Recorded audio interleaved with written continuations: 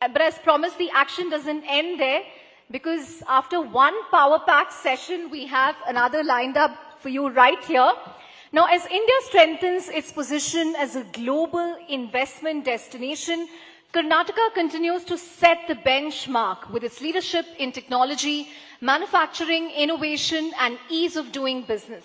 The state's next phase of growth will be shaped by its ability to attract global capital, strengthen industrial ecosystems, and create opportunities for the future. Now, to lead the conversation, we have Nalin Mehta, the managing editor of Moneycontrol, on stage.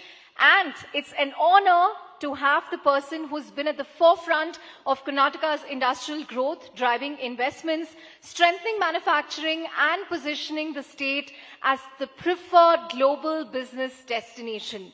Please welcome Shri M.B. Patil, the Honorable Minister for Large and Medium Industries and Infrastructure Development, Government of Karnataka, with a huge round of applause. Take it away, Nalin. Thanks very much, Chandra. Mr. Patil, thanks very much for coming to Rising Bharat and our Bengaluru edition. Pleasure to be here. here. To have you, sir. Yeah, please. So, Mr. Patil, Karnataka has attracted record investment proposals in recent years, right? So, at the Invest Karnataka event in 2025, there were commitments of about over 10 lakh crore of possible investments with the potential to generate maybe over 6 lakh jobs. So, since then, so how confident are you of these MOUs translating into real investments? And what is the current conversion rate? To be very straight and honest, when I took over as the industry minister, my commissioner, myself, we all decided, one thing. Whatever MOUs you sign have to be real MOUs, not on paper.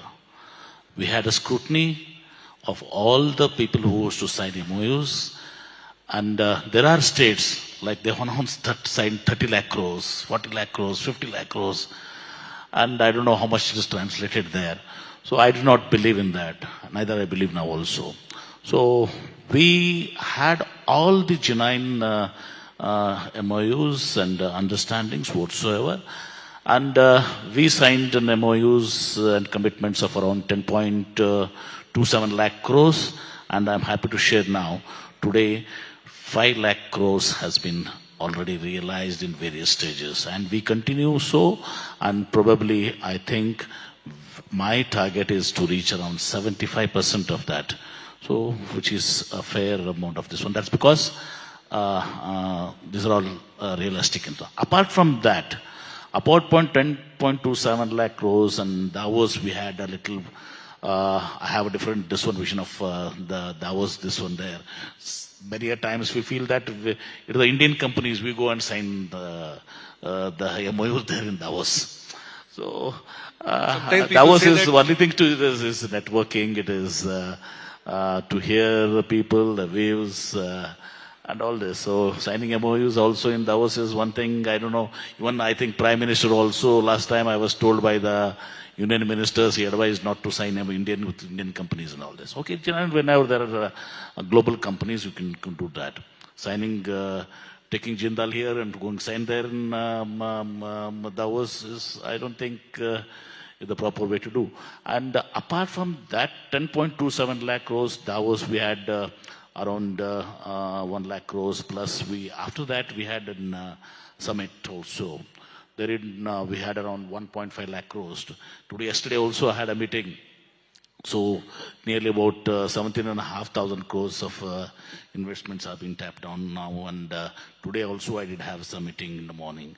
So there are other investments around 20,000 crores who had to facilitate with them the land, the policy now, the new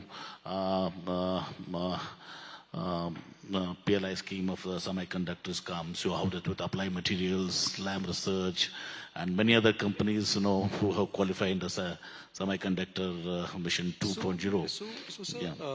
We had the Commerce Minister from Telangana here earlier this morning, Mr. Babu, and he was making the point that Hyderabad has got over 46% of new GCC investments in the country in the last year or 2 years. So the question I'm asking is that Bangalore remains the leader for GCCs because of its legacy and its old history.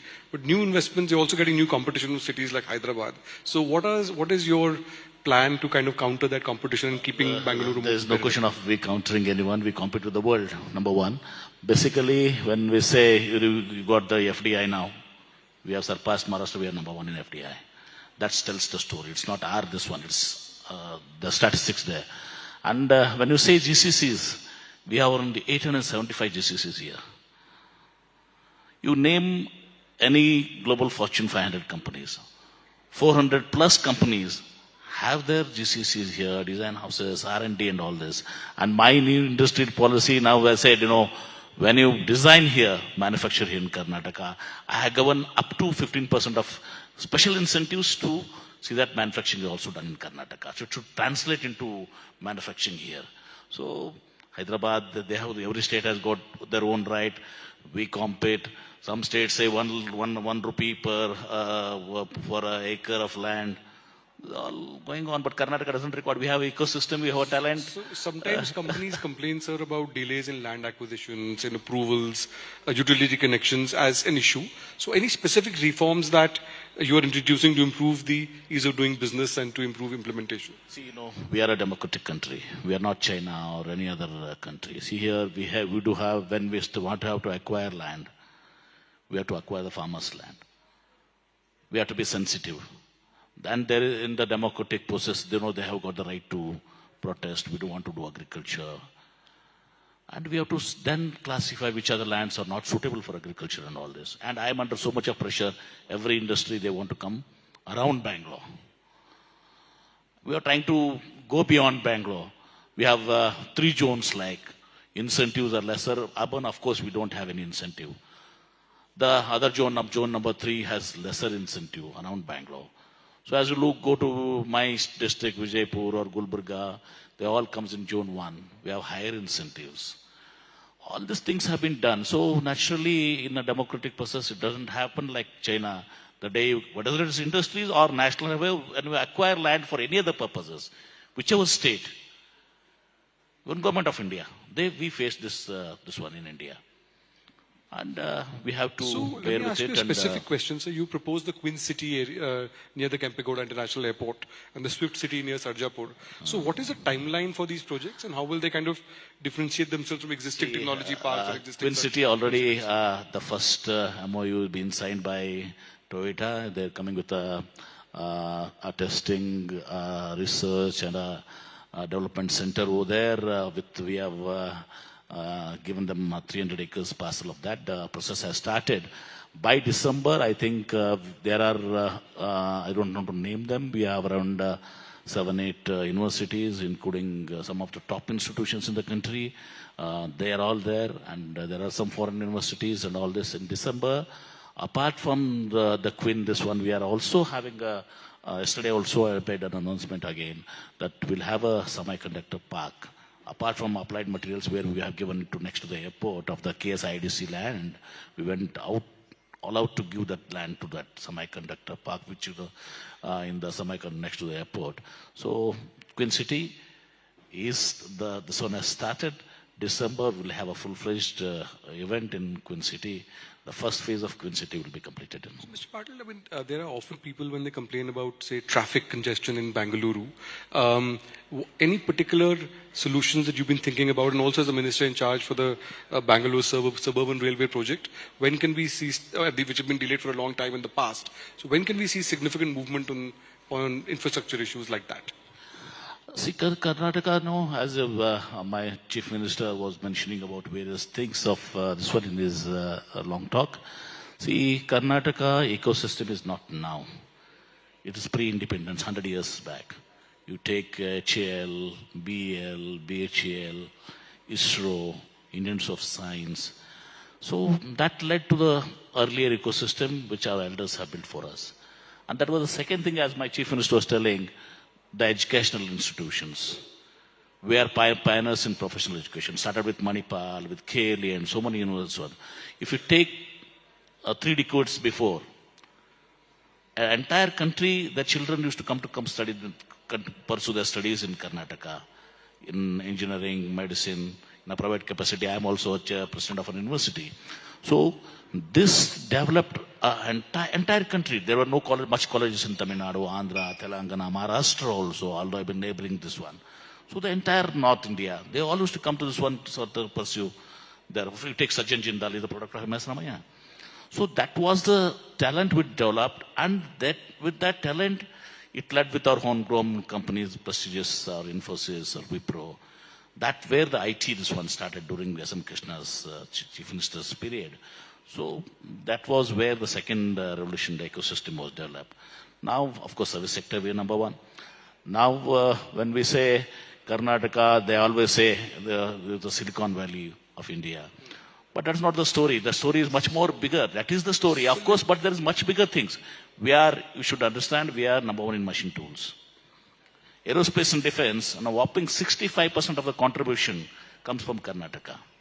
65% of the contribution. Biotechnology, you take 40% of the contribution comes from Karnataka. Electronics, 40% from Karnataka. So this is a great ecosystem, a great talent. So people have faith in Karnataka. They invest here in Karnataka. And also the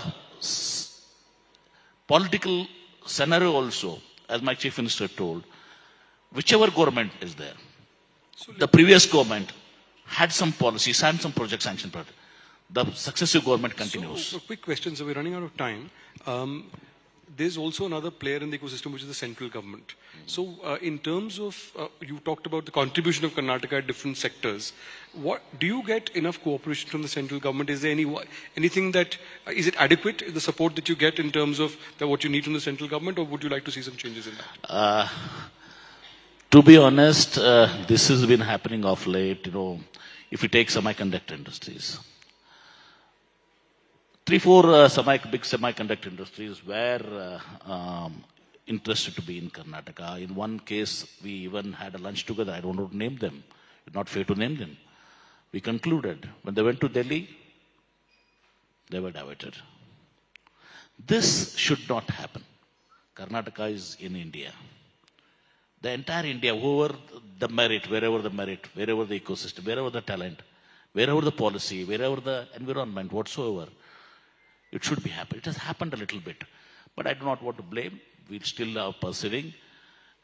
Hopefully, things will be all right. Right. On that note, thank you very much, Mr. Patil, for joining us and telling us a bit more about the investment climate and the next steps and the roadmap for Karnataka. Ladies and gentlemen, a big hand for Mr. Patil. So, to conclude, I'll tell you, Karnataka has a great environment ecosystem. We are the startup capital. We are the AI. We could come to the AI. We are this one here. We have applied materials, lab research, Foxconn, the biggest electronics, this one for manufacturing 20 million iPhones at a $2.7 billion investment. So that is Karnataka. And beyond Bangalore also, we have our own Acres company who's been from the aerospace and defense program, a private aerospace park. There are so many stories. We are getting into beyond Bangalore also. We are coming with the Chief Minister's new policy. Industrial backward districts also we are planning with much more incentives so that at least in deep tech and certain sectors of this one, that even the other parts of Karnataka have to be developed. That's and I invite everyone, have confidence in us. We have reposed confidence always, and we will support you wholeheartedly. And this government is your government, and it's your state, it's your city. You're most welcome to approach us anytime. My commissioner, my principal secretary, and myself will be available to you. So see that Karnataka, we compete with the world. We do not compete with their states. We compete with the world, and we are on the right path, and we will fully support you. Thank you. And on that positive note, ladies and gentlemen, big hand for Mr. Patil. Thank you.